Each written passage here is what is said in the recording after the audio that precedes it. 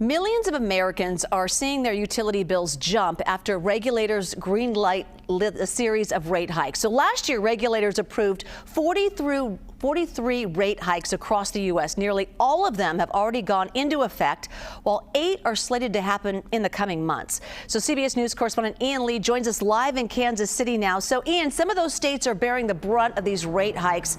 Where are utility bills rising the most?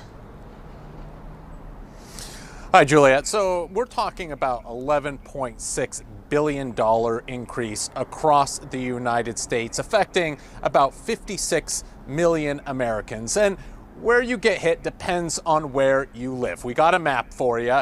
If you're in the South, I'm afraid you're going to be hit the hardest. That is going to have an $8.4 billion increase affecting 14 million people, followed by the Northeast. Then you got the Midwest. If you live in the West, you got a bit of a reprieve. If you look at the numbers, you got only $300 million increase, and that is going to be affecting 24.4 million customers. Now, the average American spent $1,833 on electricity every year, and experts say, sadly, that number is going to continue to go up. So what is behind these rate hikes in the first place?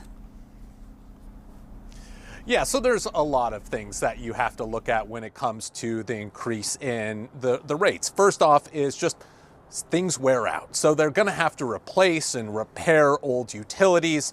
That is something that we've seen, down power lines or old power lines. You got old infrastructure. The next is going to be weather. And we have seen some crazy weather events, whether they be wildfires damaging certain utilities, or you got flooding, you got hurricanes. Some of these storms, when they rip through, they blow down power lines, they affect everything. So these are things that they got to account for when they increase the rates. The other is the volatility of fuel prices. A lot of these power plants rely on natural gas, oil, coal.